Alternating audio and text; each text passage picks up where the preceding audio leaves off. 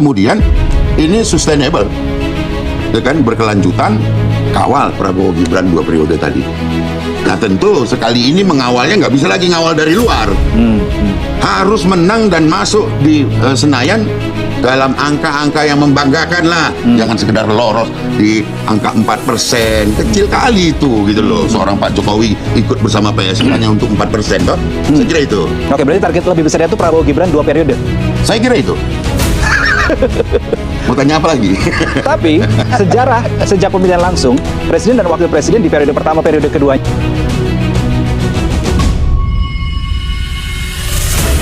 Saudara, di episode kali ini saya mau bicarakan terkait dengan buah apa yang paling manis gitu ya. Tapi ini bukan buah yang di lagu-lagu itu, melainkan ini buah manis dari Jokowi's Effect yang belakangan ini kami dapatkan survei yang dirilis oleh sebuah lembaga survei itu SMRC terkait dengan salah satunya adalah elektabilitas partai begitu. Nah, yang cukup menjadi sorotan adalah terkait dengan angka yang didapatkan oleh PSI yang angka ini di atas 4%.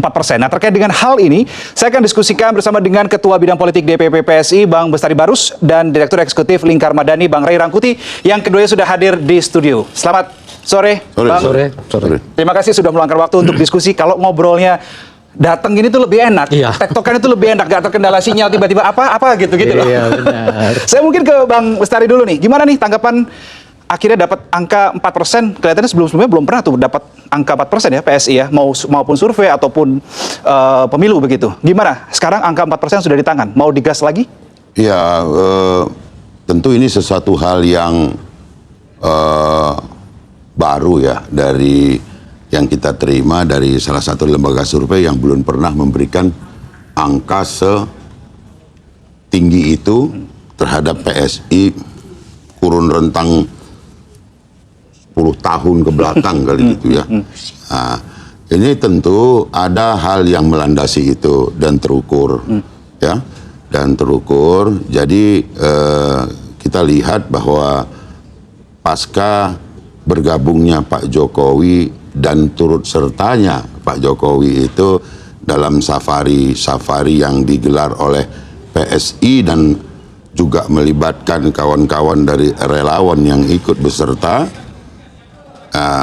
contohnya di Lampung kemarin sebetulnya itu di luar ekspektasi kami bahwa ada kehadiran atau antusiasme yang berkembang di masyarakat. Luar biasa. Di 2024 sebelum pemilu itu bahkan kita mencari untuk 10 orang saja satu kabupaten, itu sulitnya minta ampun. Tapi ketika kita di Lampung itu, kita berkunjung ke 3 titik PSI, Kabupaten Mesuji, absensi yang saya lihat pada waktu kehadiran Pak Jokowi untuk memberikan pengarahan, itu lebih dari 1.200. Itu organ-organ struktur kita secara lengkap, seluruh desa hadir dan kecamatan. Berpindah lagi ke Tulang Bawang. Di sana absensi yang terlihat adalah 1.800. Seluruh pengurus sampai ke tingkat desa. Yang dulu kita nyari 10-15 orang itu sulitnya minta ampun. Berpindah lagi esok hari kita di Bandar Lampung. Ini daerah sulit juga. Ternyata yang berkumpul, kebetulan di 3 tempat ini saya yang MC untuk Pak Jokowi. Nah, jadi saya tahu persis saya harus ada di tempat. Itu 1.300 yang absensi. Nah, mungkin itu yang membuat kami, ternyata bahwa penerimaan masyarakat dengan kemudian kelengkapan struktur yang ada, disertai juga dengan kehadiran Pak Jokowi secara fisik, ini ternyata antusiasme masyarakat itu tinggi. Nah, kemudian dilanjutkan ke NTT kan? Kupang. NTT ini saya kira karena survei itu dilakukan sebelum NTT. NTT ini belum juga belum termasuk gitu. Di NTT ini lipat 2 daripada Lampung.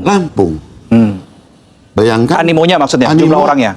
Orang yang hadir, saya kebetulan satu mobil dengan Pak Jokowi selama di sana itu dengan Pak Ketua Harian kami Bang Ahmad Ali. Kita jalan itu, setiap kita jalan kemana itu untuk bergerak itu badan kita itu sulit gitu. Saking mereka itu histerik akan kehadiran Pak Jokowi. Walaupun ada spanduk-spanduk penolakan yang pakai pilok, karena mungkin itu tukang cetak itu nggak mau nyetak gitu ya, jadi pakai pilok. Nah, kalau ditanyakan bagaimana dampaknya pada kami internal, nah kita hari ini semakin percaya diri bahwa kehadiran PSI ini akan tentu melengkapi nanti Senayan dalam angka-angka yang membanggakan yang selalu saya sampaikan itu. Ini dapat diwujud nyatakan dengan baru kita satu titik bergerak ternyata. Setelah itu kami menerima banyak sekali telepon dari berbagai pihak untuk menyatakan bergabung. Oh, oke. Nah, jadi strategi yang kami gunakan adalah strategi politik diam. Oke, artinya gimana tuh politik diam itu? Diam-diam kita pindahkan pendukung Pak Jokowi semuanya ke PSI. Mungkin kira-kira itu sebagai apa lah. Oke, tapi kalau ke Bang Rey terkait dengan baru satu wilayah, karena diukurnya kan antara pertengahan Juli ya, survei SMRC itu, berarti artinya Pak Jokowi baru yang di Lampung saja tadi, yang di 3 kabupaten. Kemudian angka dari PSI sudah 4% lebih, begitu 4,1 sekian. Nah, ini bagaimana? Memang wajarkah seheboh itukah Jokowi effect sehingga langsung mendongkrak angka dari PSI itu? Kalau Bang Rey melihatnya seperti apa? Kalau wajar atau tidak, saya nggak tahu kan. Kalau itu kan harus dilihat dari metode. Survei. Tapi kalau SMRC saya kira ya percayalah kita kalau SMRC yang angka-angkanya gitu, nggak pernah terdengar survei mereka ini bermasalah gitu. Itu pertama. Tapi saya mau bicara soal apa sih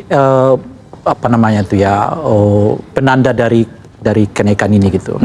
Pertama tentu saja figur Pak Jokowi. Nah, keramaian macam-macam itu is okay gitu ya. Keramaian itu mendongkrak suara gitu. Tapi ada yang kedua nih menurut saya. Apa itu? Orang yang mau kerja. Gitu. Oke. Jadi PSI ini kan sekarang punya paksi sendiri yang bekerja untuk partai gitu. Di luar mereka bekerja dengan koalisi. Inilah yang menurut saya tidak banyak dilakukan oleh partai-partai yang sekarang bersama dengan Pak Prabowo. Entah itu Golkar, PAN, ya, kemudian PKB, gitu, ya, adalah partai-partai yang ketua umumnya bersama dengan Pak Prabowo. Implikasinya alih-alih naik yang ada adalah turun. Karena nggak jelas siapa yang bekerja untuk partai sekarang gitu. Nah, di PSI dibedakan mana paksi yang bergabung dengan pemerintah, konsentrasi ke pemerintah, mana yang bekerja untuk membesarkan partai. Artinya ada pelajaran penting nih. Partai yang ketua umumnya sibuk dengan pemerintah, ujung-ujungnya menjadikan partai mereka akan telat untuk running gitu loh. Ini yang kita lihat sekarang ini. Gitu. Oke, artinya berarti kacamata Anda PSI ini yang di pemerintahan jalan, yang di segi pemerintahan, yang di internal partai pun keduanya berjalan. Dan mereka memisahkan kan, ketua umum itu nggak perlu terlibat di dalam pemerintahan, dia ngurusin partai. Nah, partai-partai yang lain ini double job, dia ngurusin partai tapi sekaligus ikut pemerintahan kan. Golkar ketua umumnya di Menteri SDM. PAN juga begitu, PKB juga begitu, ya kan. Demokrat juga lumayan lah bertahan gitu. Nah, akhirnya nggak ada konsentrasi penuh terhadap partai-partai ini yang mengakibatkan nggak muncul. Dan karena ketua umumnya nggak turun gitu. Kemarin misalnya kita lihat ketika Bahlil baru mulai pidato, tiba-tiba surat masuk untuk minta segera berapat ke istana gitu. Oh, yang pada saat pidato itu ya, yang viral itu. Iya, gimana? Partai ini telat gitu, partai ini lambat gitu. Nah, mereka, ya partai yang saya maksudkan di sini, nggak membaca tren pemilih gitu. Tren pemilih itu sekarang, ya pendekatannya itu person and person. Kalau dulu di era tahun 70-an, 80-an, 90-an misalnya, politik itu simbolnya di kekuasaan. Jadi kalau ketua umumnya ikut dengan kekuasaan, dianggap partai yang sukses gitu loh, Pak. Sekarang nggak bisa lagi. Udah geser eranya nih ya? Ya, trennya sekarang Anda harus berani berhadapan-hadapan, berdialog, berbincang-bincang dengan publik gitu loh, Pak. Itu trennya sekarang itu. Tapi kalau Anda berpikir partai kita ini otomatis akan naik karena kita bersama dengan kekuasaan, itu tahun 2000 ke bawah gitu loh. Udah bukan trennya lagi sekarang. Trennya lagi. Oke. Tapi mana porsi yang lebih besar menurut Bang Rey? Untuk PSI ya, kita konsen ke PSI. Terdongkrak ini apakah karena figur Pak Jokowinya atau yang kedua yang lebih besar ya, atau yang kedua terkait dengan karena ini orang-orangnya pada mesin partai ini kerja banget. Nah, kalau mana yang lebih besar komposisinya? Dilihat survei itu aja, umumnya karena Pak Jokowi memang. Jokowi efek ya? Nah, Jokowi efek gitu. Jadi apa istilahnya itu? Itu udah kebaca. Misalnya Gibran tuh kenaikannya kan 1 atau 2% kan, elektabilitasnya itu. Artinya nggak terlalu banyak efeknya ke PSI itu. Saya kira kalau Kaisang malah belum kelihatan. Jadi apa namanya itu ya, Pak Jokowi yang kelihatan mulai bulat suaranya masuk ke PSI, itulah yang membulatkan orang yang ragu-ragu tadi misalnya untuk masuk ke PSI gitu. Karena ada deklarasi pas di Solo ya, saya akan kerja keras untuk PSI pada saat tahun lalu itu. Nah, ini menyambung dengan jawaban dari Bang Rey terkait dengan Mas Kaisang sebagai ketum dan Pak Jokowi yang kemudian bergerilya masuk ke baru saat ini 3 kabupaten ya, yang di era survei SMRC ini maksudnya.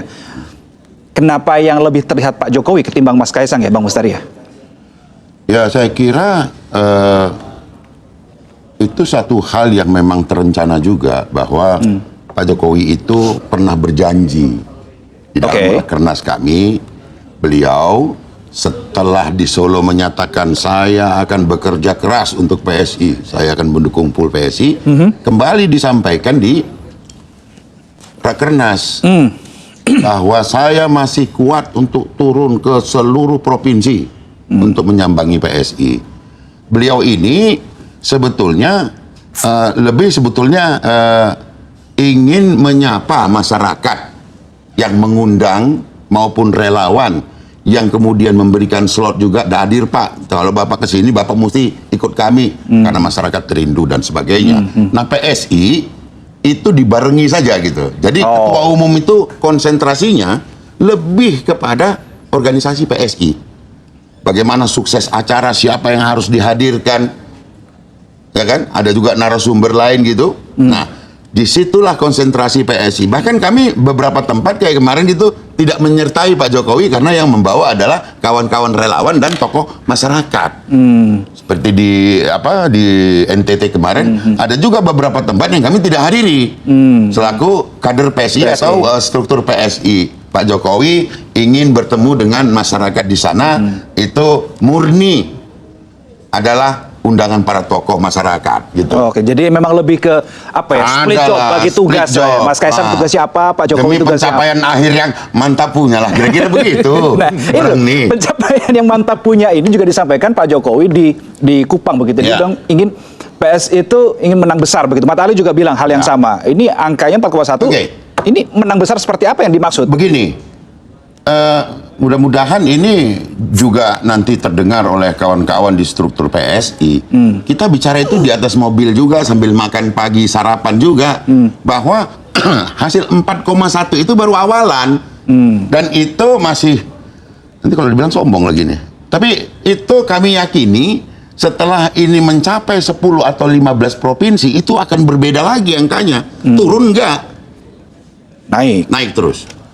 Gitu. Jadi bukan yang disampaikan Pak Jokowi itu adalah di kesempatan itu kita bukan sekedar ingin untuk masuk Senayan. Kalau masuk Senayan katakanlah di 4 berapa sih? 4 persis. Ya kan? 4 itu berapa kursi sih? Ya kan? Sekitar 30-an gitu ya. Lah kita mau lebih. Kemudian dalam angka-angka yang membanggakan tadi tentu ujungnya adalah posisi-posisi yang terbaik guna kembali lagi melanjutkan legasi yang pernah dicetak oleh Pak Jokowi melalui parlemen. Kira-kira itu. Ada angka spesifik nggak yang dipasang atau ditarget PSI? Wah, mau sekian persen nih angkanya gitu? Di belakang nanti kita ngobrol. Jangan di depan. Ini nanti membawa dampak yang luar biasa pula. Biarkanlah kami berkembang, gitu. Nanti pada saatnya 1 digit apa 2 digit? Nah, itu tuh 1 digit atau 2 digit deh. Ada salah satu survei, saya nggak tahu itu ya, mudah-mudahan kredibel juga. Sudah 2 digit. Kepala 1, kepala 2 depannya? 1 lah ya. 1 lah. Iya. 1 dan depannya 0. Jadi, namun kami tentu bukan mau mengabaikan yang itu, tapi kami lebih yakin bahwa tantangan itu lebih ada dari apa yang kami lihat di surveinya Saiful Mujani SMRC. Nah, itu lebih apa untuk hari ini gitu. Ya kan? Nanti setelah 2-3 kunjungan provinsi lagi yang mungkin ledakannya sepertinya akan lebih besar dari NTT. Bung. Sebetulnya jawabannya sederhana ini.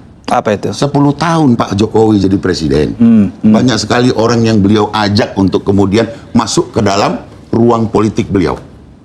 Oke. Hari ini itu semua ada yang diam-diam, ada yang terang-terangan Masuk. geser. Seperti Bang Bestari. Kalau saya hanya setelah saya meyakini bahwa Pak Jokowi itu PSI, saya bergabung. Karena apa? Kalau Pak Jokowi tidak meyakinkan saya bahwa beliau PSI, maka efek ekor jas akan ke situ lagi. Buat apa saya bergabung? Tapi ketika beliau mengatakan saya akan mendukung full PSI, itu saatnya harus pindah. Gitu. Oke. Dan alhamdulillah lambangnya berganti dari mawar kepada gajah. Gajah. Nah, ini semakin ya, meyakinkan saya untuk segera begitu. Segera Saya kira pindah itu. maksudnya? Ya, ya seperti itulah. Seperti sekarang saya ada di sini gitu. Berlogo gajah ya sekarang ya. Berlogo gajah ini kelihatan sudah. Ya itu saya kira mudah-mudahan ke depan ini kami berharap bahwa Pak Jokowi dan Mas Kaisang dan kami semua ini sehat walafiat. Yang kami khawatirkan dari pergerakan Pak Jokowi ini, Pak Jokowi itu ternyata ada satu hal yang kami lihat, beliau itu kalau ketemu orang nggak ingat waktu. Oh, oke. Nah ini kita ya Pak, coba Pak begini Pak, agak direm sedikit. Ini kalau 36 provinsi 38. dikunjungi, dua kan sudah, Oh, ya, dua 36 sudah. lagi. Dan jaraknya adalah setahun menuju verifikasi faktual, maka sekurang-kurangnya 1 bulan itu 3. Jangan banyak-banyak Pak titiknya. Kesehatan Capek Pak. juga. Kan begitu. Kesehatan Pak Jokowi atau Bang Ya. Bestari capek nih? Bukan masalah kita capek. Capek kalau hasilnya jelas seperti digambarkan tadi. Ini makin paten. Tapi jangan sampai setengah Oke, jalan oke. nanti Oke. kita justru harus terganggu oleh hal-hal yang sifatnya kesehatan. Gitu. Oke. Saya kira Bang Rey, tadi dijelaskan bahwa diyakini oleh Bang Bestari bahwa ini baru satu provinsi aja udah angkanya 4,1% begitu ya. Apalagi nanti kalau lebih dari itu jumlah provinsi yang dikunjungi, diyakini bisa gitu kan, melejit lagi. Pertanyaannya adalah bagaimana kompetisi atau apa ya posisi PSI yang ingin menaikkan angkanya, tapi juga masih ada partai-partai lain yang juga ada di sana, panggung yang sama lah, setidaknya tujuannya sama lah, ingin meningkatkan angkanya. Dalam bahasa yang lain sebetulnya dari mana sih suara PSI itu muncul kan kira-kira gitu. Iya. Pertama menurut saya adalah merosotnya tingkat kepuasan kepada Pak Prabowo. Merosotan tingkat kepuasan Pak Prabowo itu memberi efek kepada orang untuk mencari kembali figur yang kira-kira ideal untuk kembali ke masa depan gitu. Dan seperti biasa kita itu kalau pada sesuatu yang kekinian kecewa merujuknya itu ke masa lalu. Di figur situlah Pak Jokowi muncul kan. Kan penurunan tingkat kepuasan kepada Pak Prabowo itu kan drastis ya, 80, 74, sekarang 51. Jadi dalam kurun waktu 2 tahun sudah 30%. Ya Pak Prabowo kehilangan kepuasan ya, dari publiknya. Bahkan 7% dari 51% atau sekian persen yang menyatakan nggak puas itu adalah pemilihnya dahulu. Yang 58% itu kan. Nah mereka sekarang kemudian merujuk ke masa lalu tuh, itu selalu begitu. Rujukan ke masa lalu yang paling dekat adalah Pak Jokowi. Dan yang dianggap paling sukses itu adalah Pak Jokowi. Oleh karena itu beralihlah ke sana itu satu. Nah yang kedua adalah, itu yang saya sebut tadi tuh, kan 25% itu adalah masa mengambang. Kita ini kan party ID-nya itu di bawah 10%. Artinya yang paling tinggi dari partai-partai ini adalah PDI Perjuangan. Nah artinya sekalipun hari ini dia mengatakan milih misalnya partai A, itu tidak dengan sendirinya akan milih 2029. Karena keterikatan kepada partai itu rendah. Jadi dia bisa jawab sekarang, oke aku milih partai A, tapi besok bisa berubah macam-macam. Nah inilah menurut saya mereka yang sebut tadi lah misalnya memilih di 2024 yang lalu partai A, B, dan C, boleh jadi sekarang karena kecewa dalam yang kita sebutkan itu pindah gitu. Jadi sebetulnya kalau kita lihat peralihan suara yang masuk ke PS itu, yang menarik bagi saya itu bukan datangnya dari PDI Perjuangan gitu. PDI Perjuangan itu merosot cuma 1% dari bulan Juni ke sekarang ini gitu. Lalu dari mana itu? Yang paling drastis itu adalah Golkar. Golkar itu kan kehilangan 5% ya dari Juni sampai ke sekarang, Juni ke Agustus ini gitu ya. Selain dari Golkar adalah Gerindra. Gerindra kan dari 21% sekarang sekitar 16% gitu. Nah inilah menurut saya yang mulai tertarik kepada PSI gitu. Jadi sebetulnya yang disedot oleh PSI itu adalah basis pemilih dari, bukan basis sih, basis sudah jelas partai yang lama. Pemilih ya. Tapi pemilih lama kepada pemilih di 2004 kepada Gerindra, Golkar, dan yang paling tragis itu adalah PAN. Semuanya lari ke? Ya nggak semuanya. Oke. Karena sebagiannya itu menyatakan belum memilih pilihan, ada sekitar 25% kan yang belum mengatakan mereka memilih gitu. Tapi kalau kita lacak-lacak nih, ya larinya sebagian besar mungkin itu adalah kalau mereka belum menentukan pilihan, mereka akan lari ke PSI. Oke, kalau Pak Jokowi dipandang sebagai figur yang amazing begitu sehingga mereka mau untuk sebetulnya bukan itu amazing itu. Kan saya menyebutkan faktor pertama tadi. Ya. Ada tingkat kepuasan yang merosot pada Pak Prabowo. Di kita kalau pemimpin yang sekarang dianggap kurang bagus itu rujukannya bukan apa yang mau kita lakukan masa depan gitu. Tapi rujukannya itu enakan yang kemarin ya gitu. Sama seperti ketika banyak orang yang merasa kecewa dengan reformasi, mereka akan mengatakan enakan di zaman Pak Harto ya, gitu loh kira-kira. Oke. Nah, memori masa lalu itu yang muncul. Oke. Nah, memori masa lalu itu ada dua tentu saja. Yang paling dekat itu adalah Pak Jokowi, dan yang kedua adalah Pak Jokowi memang dilihat oleh publik sebagai pemimpin yang berhasil gitu loh. Oke, tapi kalau kita ngomong-ngomong soal Jokowi effect, nanti bisa ditanggapi oleh Bang Bestari. Ada tidak batas maksimal nih Jokowi bagi suatu hal yang namanya Jokowi effect ini ada batas limitnya nih sejauh mana kalau menurut Bang? Nanti Bang Bestari boleh merespon. Kan saya mengatakan tadi, ini kan salah satu mengapa PS itu mampu setidaknya dalam 2 tahun ini ambil 2%. Kan sebelumnya kan 2,8 kan, sekarang 4,1. Jadi sekitar 2% itu karena partai ini bekerja. Dan partai ini bekerja dan memilih mana yang bekerja untuk partai, mana yang bekerja untuk pemerintahan. Yang bekerja untuk pemerintahan tidak diandalkan untuk mendongkrak suara partai. Sementara yang bekerja untuk partai betul-betul diharapkan mendongkrak suara partai. Yang bekerja dalam partai pun dipilih lagi kan, mana yang khusus elektoral, mana yang khusus administratif kan. Ketua umum didesain untuk administrasi gitu. Yang betul-betul diandalkan untuk meraup suara itu adalah Pak Jokowi. Nah, saya sudah mengatakan juga tadi, nah kenapa Golkar turun, Gerindra turun, PKB turun, Nasdem turun, kemudian juga PAN lebih parah lagi turun, karena mereka nggak bekerja seperti ini. Jadi ketua umum sekaligus pengeruk suara, tapi waktu ketua umumnya lebih banyak untuk ngurusin pemerintahan gitu loh ya. Ketua umum ngurusin partai juga, ketua umum juga diandalkan untuk mengeruk suara gitu. Nah, artinya apa gitu? Artinya kalau partai-partai ini mulai nanti bekerja seperti pola PSI, bisa juga siklusnya berubah. Artinya mereka mulai memanaskan mesin partai, mereka membentuk tim tersendiri, atau ketua umumnya malah tahu menyatakan saya mau konsentrasi untuk menaikkan suara partai dulu, mungkin dia akan keluar dari anggota kabinet, kita nggak tahu. Nah, bisa begitu. Artinya terjadi terjadi kontestasi yang boleh jadi karena mesin dengan mesin bekerja gitu. Mesin PSI-nya bekerja, nah mesin partai ini juga bekerja dan seterusnya gitu. Itu yang pertama. Nah, yang kedua, ini saya masih punya asumsi nih. Sebetulnya kedatangan orang pada masa baik di Lampung maupun di NTT itu tentu karena figur Pak Jokowi ya, tapi karena rasa kerinduan yang besar itu ya, itu satu mendatangkan mereka, atau rasa keinginan mereka untuk mendukung Pak Jokowi sebagai figur politik gitu. Nah, ini yang saya belum tahu tuh. Jadi orang datang tuh ya seperti misalnya orang datang ke Solo karena kangen, ya kan? Atau seperti orang lain datang ke toko-toko yang lain yang sekedar silaturahmi gitu. Jadi apakah itu yang mendorong orang datang beramai-ramai ke acara baik yang di Lampung maupun di NTT, atau itu sebetulnya sebagian dari deklarasi politik gitu? Nah, ini yang kita belum tahu. Maksudnya deklarasi politik? Deklarasi politik itu. Sekaligus dukungan sekaligus gitu. Mereka mengatakan akan siap untuk memilih tahun 2024 yang akan datang gitu. Nah, ini yang saya belum tahu. Harus ada lagi itu ya. Atau sekedar mereka datang, wah kangen nih sama Pak Jokowi gitu loh. Tapi urusan politik belum tentu. Ini soal kangen aja gitu loh. Pingin lagi melihat Pak Jokowi lagi gitu ya. Artinya begini, kalau kita misalnya dorong Pak Jokowi masuk kedua kali ke tempat yang sama, nih, apakah akan sebesar itu? Nah, itu pertanyaannya kan. Karena boleh jadi kedatangan pertama itu ya orang melampiaskan kekangenan itu, kerinduannya ke Pak Jokowi. Apalagi tempat-tempat di mana memang tingkat kepuasan terhadap Pak Jokowi tinggi. Di Lampung tingkat kepuasan tinggi, di NTT tingkat kepuasan tinggi gitu. Nah, ya itu yang saya belum lihat nih gitu. Jadi kalau Bang Bestari menjawabnya yang mana nih? Karena kangen atau sekaligus kangen dan menyatakan sikap politiknya? Kalau PSI mengcapture-nya seperti apa? Ya, pertama bahwa Jokowi efek berbuah manis ya, judul acara kita ini.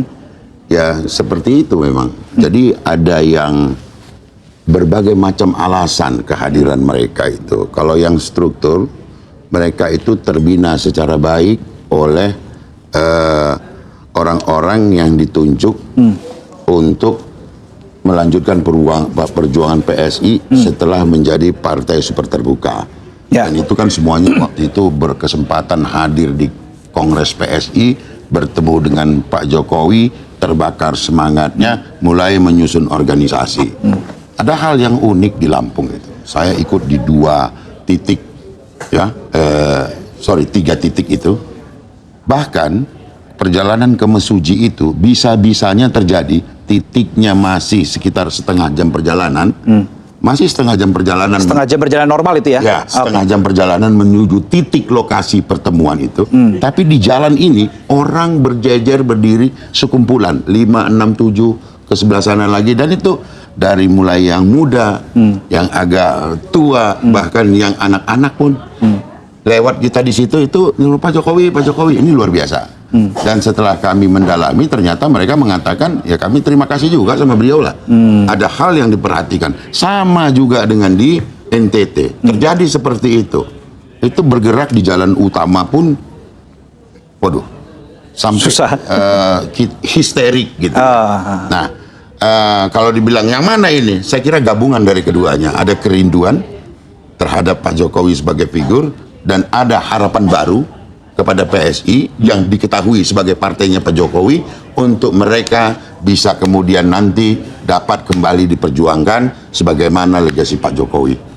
Saya kira seperti itu. Tapi saingannya nggak mudah loh, Bang. Ada partai-partai yang seperti let's say yang tadi sudah disebut oleh Bang Rey, misalkan ada Gerindra, ada PDI Perjuangan, ada Golkar. Mesti kita cek dulu ya swing voter kita itu. Saya tadi ada data tapi saya tidak bawa. Bahkan ada catatan 25% tadi yang masih belum menyatakan sikap. Mungkin dalam perjalanan panjang ke depan ini, 1 tahun ini, panjang apa pendek itu 1 tahun? Kalau politik pendek, pendek. Bang Rey ya. Perjalanan ke depan ini kita nanti akan kembali lebih melihat lagi. Yang jelas hari ini, Bang Rey, PS itu entah kenapa, saya ini udah berapa kali di partai politik gitu, kok kayak dimudahkan membentuk struktur itu. Berebut, nggak mau lah, pokoknya saya masuk. Nah, ini satu fenomena sebetulnya yang saya nggak pernah alamin ketika saya ada di partai yang lain. Sebelumnya ada di Nasdem dan di Golkar, saya nggak pernah mengalami hal seperti ini gitu.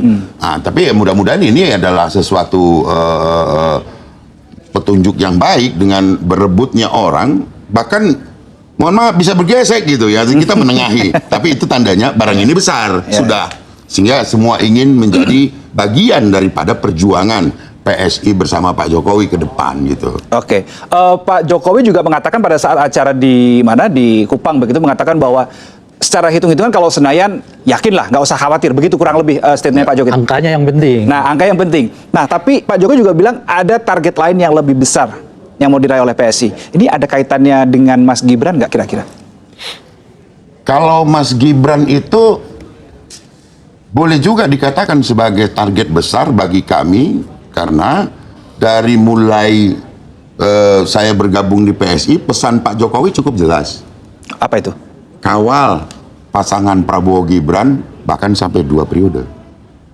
Dan saya yakin kalaupun disebut sebagai ada hal yang lebih besar itu bagaimana kemudian ini sustainable, ya kan, berkelanjutan, kawal Prabowo Gibran 2 periode tadi.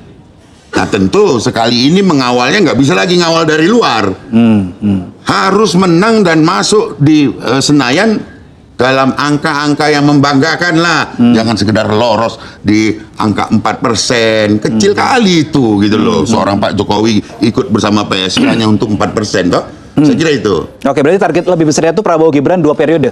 Saya kira itu. Mau tanya apa lagi? Tapi sejarah sejak pemilihan langsung, presiden dan wakil presiden di periode pertama, periode keduanya tuh nggak pernah sama tuh. Termasuk Pak Jokowi, periode pertama sama Pak JK, periode kedua sama Maruf Amin. Ya itu sejarah, dan ini pun kalau terjadi kan sejarah juga. Sejarah baru. Mencetak sejarahnya kita ini. Pecah telur. Ya artinya tentu ada pandangan-pandangan pada masa-masa presiden sebelumnya itu untuk menentukan siapa di mana begitu ya, menjadi wakil dan sebagainya. Tapi hari ini PSI tegak lurus posisinya adalah Prabowo Gibran 2 periode. Oke, Bang Rey ingin menanggapi?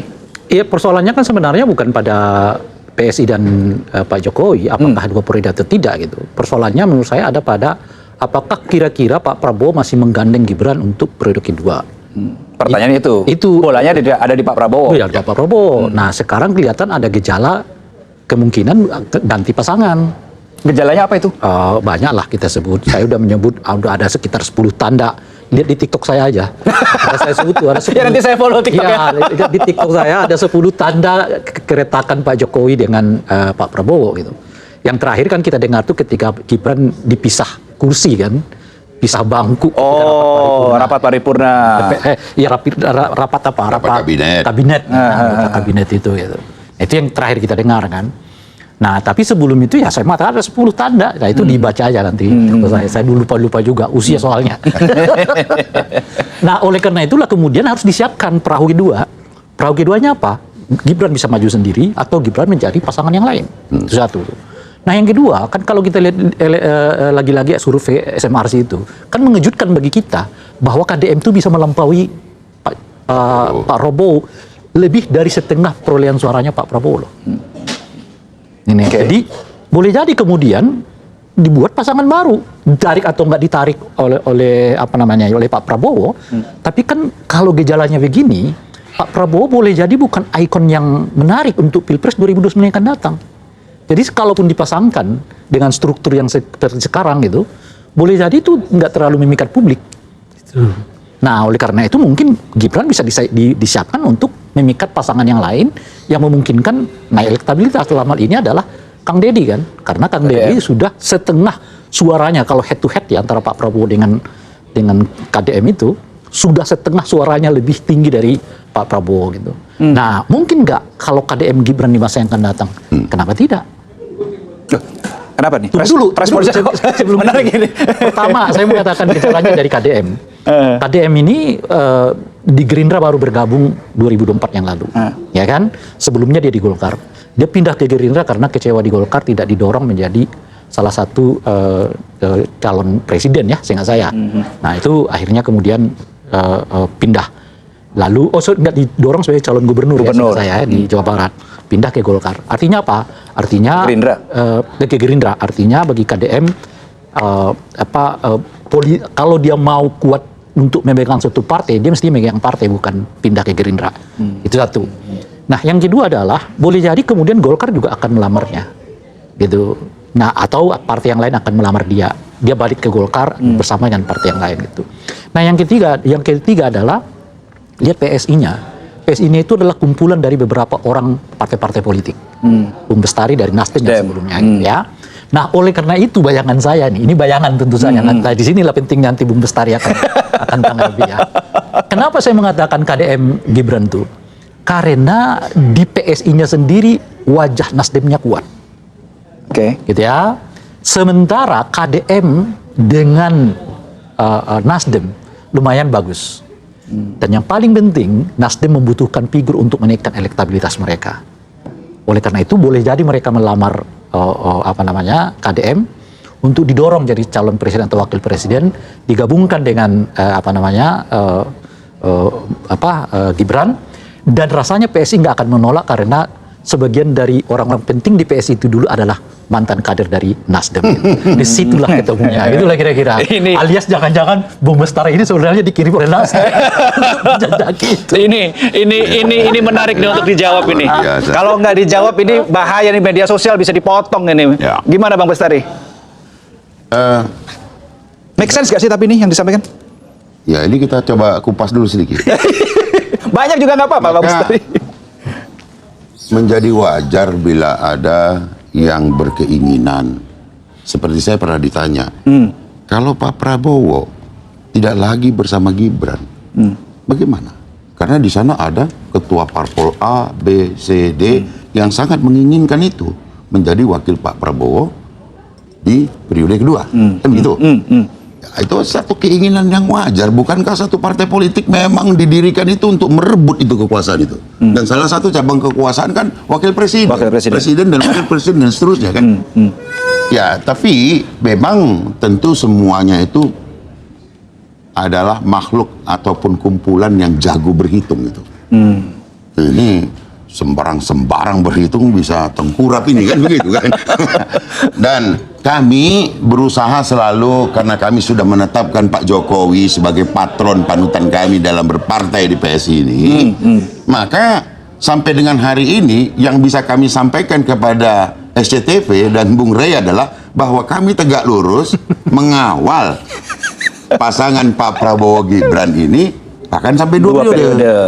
Ditanya lagi kalau Pak Prabowo nggak mau gitu, ya kami belum diberikan masukan apapun.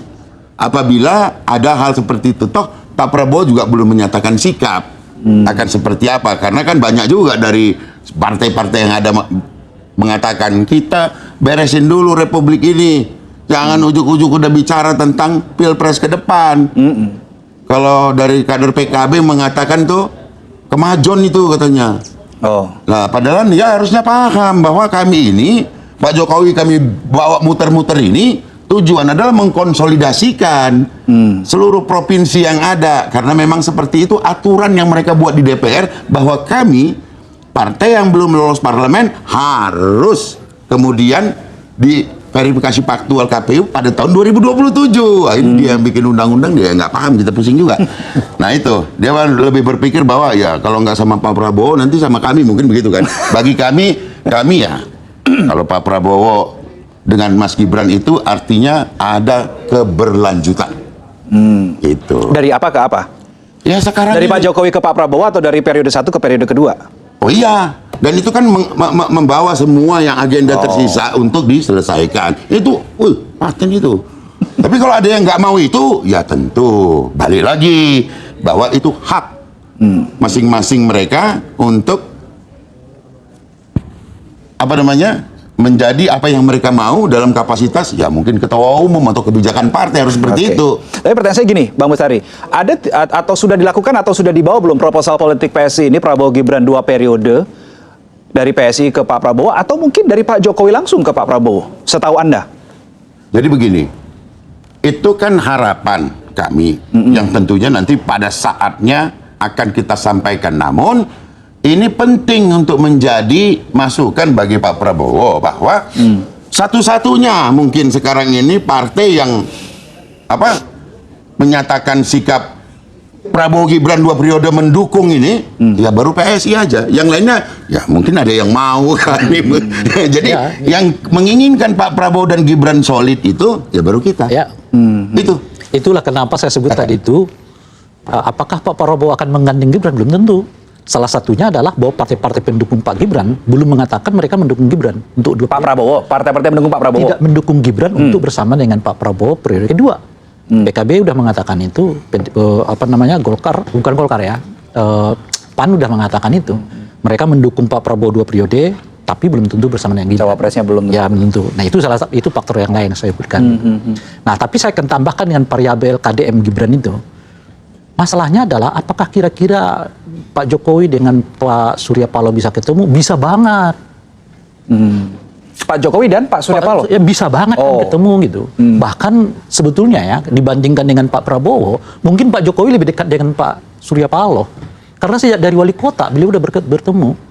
Wali kota dahulu di Solo kan, pindah ke Jakarta, lalu 2 periode sebagai capres gitu. Mereka pisahnya itu kan cuma di 2024 ketika Nasdem mendukung Anies Baswedan sebagai calon presiden. Di situ mereka pisah gitu. Nah, sementara Pak Prabowo dengan Pak Jokowi ketemunya kan baru periode kedua Pak Jokowi jadi presiden. Sebelumnya ya memang di Jakarta ya, di Solo juga ya, tapi kan setelah itu pecahnya luar biasa keras gitu. Nah, oleh karena itu yang saya sebut tadi itu, kalau tren ini menguat ya, tren KDM menguat, tren Gibran menguat, bisa jadi memang mereka akan dipasangkan karena baik di PSI-nya mungkin maupun di Nasdemnya nggak ada masalah. Nasdem, sebagian orang Nasdem di PSI sekarang ya kan, meskipun tidak sebaliknya gitu maksud saya itu. Tadi Bang Rey belum sempat. Saya mau mengatakan ada satu lagi nih, kan saya katakan tadi ada 2 variabel soal kenaikan PSI itu. Selain karena Pak Jokowi sudah running ya kan, kedua partai buat diksi yang tegas, mana yang ngerjain kampanye, mana yang ngerjain struktur administrasi, mana yang ngerjain politik. Pemerintahan ya. Ada yang ketiga, apa itu? Soal taktikal. Nah, menariknya dari PSI ini kan selalu ingin kelihatan menarik-narik PDI dalam running mereka. Gitu loh. Nah, bagi saya itu taktik sebetulnya gitu. Nanti bisa dikomen juga ya, Mas? Iya, Bang Bestari ya. Taktik apa gitu? Taktik untuk orang, ada 2 tuh. Kalau misalnya dalam perjalanan PSI ini selalu ada bayang-bayang PDI Perjuangan. Ada 2 tuh. Taktik pertama adalah setiap PDI atau Pak Jokowi dihadap-hadapan dengan PDI Perjuangan, PSI dan Pak Jokowi itu diuntungkan, positif selalu tuh. PDI-nya selalu anjlok. Nah, itu ininya tuh. Kalau dia padamkan gitu. Maka tapi tren ini saya lihat udah mulai dipahami oleh PDI Perjuangan. Oleh karena itu mereka relatif mulai nggak bersuara lagi apapun yang dilakukan dan dipancing oleh PSI misalnya. Gitu. Dipancing. Nah, yang kedua adalah ini yang paling penting tuh apa itu? Untuk semacam memberi pandangan publik bahwa apa yang dilakukan oleh PSI ini pada hakikat kelihatannya tuh mau ngambil suara PDI Perjuangan. Padahal fakta di lapangannya suara PDI nggak keangkut, yang keangkut itu ya PAN, gitu ya, Golkar dan Gerindra gitu loh.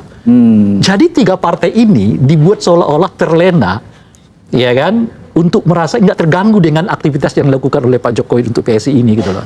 Oke. Karena dibuat bayang-bayang karena seolah-olah PSI ini mau merebut suara atau basis PDI Perjuangan gitu loh. Padahal yang kelihatan di survei itu yang ketarik adalah pemilihnya Golkar, pemilihnya Gerindra, pemilihnya Nasdem maupun yang paling parah itu ya pemilihnya PAN gitu. Oke. Nah, itu yang saya sebut sebagai taktikal. Jadi ada 3 tuh. Jadi ada soal manajemen kampanye, ada soal figur, dan yang ketiga adalah taktik yang dilakukan. Bener nggak poin ketiga soal tactical nih? Tugas saya pokoknya mengklarifikasi ke Bang Bestari aja. Iya, kami melihat dari, saya pakai istilah kedatangan aja. Boleh. Kedatangan kawan-kawan baru bergabung di PSI ini memang sangat warna-warni ya. Sangat warna-warni. Jadi ini menjadi vitamin juga bagi kawan-kawan yang, karena di PSI ini goal awal kita barulah pada posisi ingin lolos verifikasi faktual. Jadi hanya beberapa kita saja sebetulnya yang melakukan senam sehat nih kan. Senam sehat. Bersama-sama dengan para kawan-kawan warna-warni kan. Ya, jadi belum nyampe kepada program-program karena kita program kerja itu sebetulnya nanti setelah verifikasi faktual. Baru itu antrian itu. Jadi gini nih, ini sekarang udah beli tiket semua nih. Istilahnya entry pass. Tapi kami tidak bisa lagi merubah yang namanya kepengurusan kami yang sudah 85% sampai kepada tingkat kecamatan. Jadi antriannya itu sudah ada semua. Nanti kami di sini, nanti kalau di situ itu sudah. Dan itu memang ya nanti akan kelihatan Bang Rey bahwa bukan cuma 1 atau 2 partai, tapi banyak sekali yang merasa bahwa terutama yang punya ikatan dengan Pak Jokowi. Ikatan batin. Ya, yang mereka tahu bahwa mereka pernah merasakan sentuhan-sentuhan pemerintahan. Tadi kan dikatakan pembanding itu selalu yang di sebelumnya terdekat tuh di belakangnya tuh. Wah, enakan dulu begini gini. Nah, itu pada bermunculan semuanya. Kalau memang beliau masuk di awalnya sebelum Pak Jokowi menyatakan itu bergabung itu sulit itu. Sangat sulit. Tapi begitu sudah waduh. Kita sampai bingung sekarang. Ya tunggulah, masa setiap saat kita harus rubah yang namanya kepengurusan. Kan begitu. Sabarlah dulu, tunggu nanti sampai saatnya kita setelah kita lolos verifikasi faktual, barulah kelihatan. Kami tidak menunggangi PDI. Sama sekali tidak. Bahkan ada 2 kader mereka yang setiap hari di TikTok itu ngomongin Pak Jokowi terus. Saya terus lihatnya, tapi saya senyum. Baguslah diomongin, berarti algoritma terbicarakan terus, ya kan? Ya sudah, silakan aja masyarakat yang menilai, kan begitu. Itu yang tadi Bang Rey bilang menguntungkan PSI dan Pak Jokowi. Hanya saya sayangkan begini. Ada partai politik yang mengklaim bahwa kami punya sekolah partai yang terbaik, tapi kader yang dilahirkan adalah tukang maki-maki. Ya ini sangat disayangkan. Ini aset bangsa sebetulnya mereka itu. Tetapi mengklaim sekolah partai kami yang terbaik, tapi yang dilahirkan dalam mereka mungkin berkompetisi satu sama lain supaya mendapatkan perhatian dari prinsipalnya adalah bagaimana caranya siapa yang paling busuk memaki Jokowi. Ini lucu. Partai apa itu? Bang Rey yang tanya, bukan aku. Bang Rey yang tanya. Aku pun bertanya. Aku sampai hari ini bertanya-tanya karena mungkin secara struktur dia nggak ada di dalam itu. Apa sedang berkompetisi untuk masuk ke dalam, itu pun kita nggak paham. Saya kira itu bukan partai yang sedang dilirik oleh PSI kan? Partai apa itu? Ada gajah, ada banteng katanya, ya kan? Tapi di luar banteng ini ya. Tapi tadi Bang Bestari udah bilang nggak menunggangi PDI.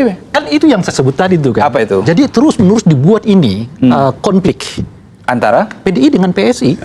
bagian dari taktikal yang seperti tadi. Sebab kalau PSI dan PDI-nya terus konflik, itu kita melihat sebuah kisah yang orang selalu akan tertarik, seperti orang tertarik dengan kisah dugaan ijazah palsunya Pak Jokowi gitu loh. Masih running terus sih sampai sekarang. Running terus karena ada dramanya gitu loh, Pak. Jadi PSI dengan PD Perjuangan kalau terus-menerus dibuat konfliktual itu akan panjang dan itu menguntungkan PSI. Itu yang saya sebut tadi itu.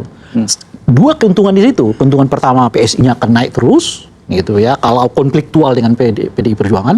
Yang kedua, membuat yang lain terlena karena yang lain ini merasa kemudian yang diganggu ini adalah PDI Perjuangan, bukan mereka kita gitu. Kenyataannya Golkar udah 5% hilang. Kami ini partai kecil-kecil aja sebetulnya. Jangan juga kemudian kita dianggap sebagai yang mau. Tapi memang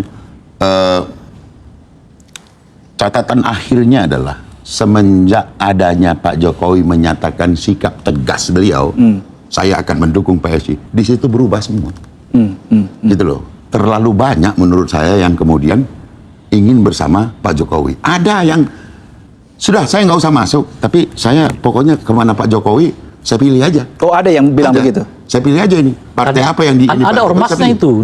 Kan ada ormasnya itu. Banyak namanya Projo. Enggak, bukan. Dia masyarakat, dia organik saja gitu. Oh, organik. Pokoknya kalau Pak Jokowi nanti ngomong kita ke A, kita ke A. Gitu, bukan relawan. Relawan pasti dia mengorganisir lagi kan. Gitu loh. Arah dari apa yang langkah Pak Jokowi, apakah akan terus bersama PSI, harapan kita iya. Dan mudah-mudahan ya mohon doa restulah masyarakat Republik Indonesia ini. Kasih kami PSI kesempatan untuk ada di Senayan. Insya Allah kami perjuangkan namanya undang-undang perampasan aset gitu loh. Katanya ganti sekarang diusulkan ganti jadi pelimpahan, katanya pelimpahan aset. Apapun itu, yang penting kalau itu yang dia menjadi harapan masyarakat, PSI akan bersama masyarakat. Oke, terakhir karena kalau kita lanjut terus, ini bisa 1 jam 2 jam, bisa nambah makanan datang makin lama nih kita syuting, memorinya makin gede. Tapi terakhir saya ingin ke Bang Rey dah. Apa yang ini pesan ke Bang Bestari dan kawan-kawan supaya PSI ini angka 4,1% nggak efek yoyo, cepat naik tapi juga cepat turun. 2029 masih agak jauh nih, begitu kan? Ya tantangan mereka itu adalah nanti dilihat dari partai-partai yang saya sebut tadi itu. Responnya ya? Responnya kan ini kan yang saya sebut tadi, partai-partai ini belum running nih, belum bekerja gitu. Nah kalau mereka bekerja, apakah nanti yang seperti yang sekarang masih kita lihat atau tidak? Nah itu tantangan tersendiri buat PSI. Karena tentu saja gambaran yang sekarang tidak dengan sendirinya menunjukkan dengan begitu serius gambaran 3 tahun ke depan gitu. Kecuali misalnya survei itu katakanlah misalnya setahun atau setengah tahun sebelum pemilu, nah kita akan mengatakan gambarannya nggak akan jauh dari ini gitu. Tapi berhubung ini masih ada 3 tahun, fluktuasinya masih memungkinkan gitu. Nah mungkin yang perlu diberi catatan gitu ya, orang itu kan selalu mengatakan ya, oh belum tentu hasil survei begitu gitu. Ya itu betul satu segi. Tapi kawan-kawan yang perlu mungkin kita sampaikan, mestinya hasil survei itu mengawal perolehan suara partai politik. Nah di kita ini agak kadang-kadang terbalik-balik. Kesahihan hasil survei itu dikawal oleh perolehan suara KPU gitu loh Pak. Padahal ya survei dalam konteks misalnya quick count dan seterusnya itu dibuat dalam konteks mengawal suara di perhitungan di KPU. Kita udah terbiasa melihat misalnya satu partai 6 bulan, 3 bulan sebelum pemilu lah perolehan suaranya begini tiba-tiba naik drastis gitu. Itu mestinya jadi pertanyaan. Kok bisa ya mereka naik drastis? Itu harus ditinjau, itu harus dievaluasi ulang gitu. Sebab kalau dilihat di survei mereka cuma sekian tuh gitu. Nah itu mungkin yang perlu kita ingatkan, artinya salah satu tantangan dari PSI ini adalah bagaimana mereka nanti menyikapi bahwa partai-partai ini akan running dan boleh jadi mereka juga menyiapkan mesin kerjanya gitu ya, yang memungkinkan kembali masa yang mengambang 25% atau masa yang pergi sekian persen itu tertarik kembali kepada partai mereka gitu. Oke, masukan diterima? Tentu itu ideal sekali dan kita mungkin setelah verifikasi faktual pun masih harus terus berbenah sebagai partai yang belum lolos ke Senayan. Dan kalau nanti sudah ditetapkan sebagai partai peserta pemilu yang akan datang ini, tentu banyak hal yang masih harus kami lakukan. Maka ada belahan-belahan konsentrasi kerja di internal kami. Siapa yang kemudian bertugas untuk ke eksternal dan siapa yang memperkuat di internal, itu pasti terbagi insya Allah dengan baik, sehingga nanti struktur yang ada itu semakin setiap ini disempurnakan terus. Nah ini kan ini penting, dan disitulah nanti kemungkinan kita berharap pada tahun 2027 akhir ada satu survei independen yang nanti dilakukan, ya, yang kemudian melihat sudah seperti apa Kamar Politik Nasional ini dengan hadirnya partai-partai baru mungkin yang telah diverifikasi dan itu akan menggambarkan akan seperti apa pertarungan ke depan ini. Saya kira itu satu yang harus kita perhatikan bersama dan mudah-mudahan kami dari partai politik akan siap, ya siap menang, siap terpilih, nggak ada urusan kalah ini.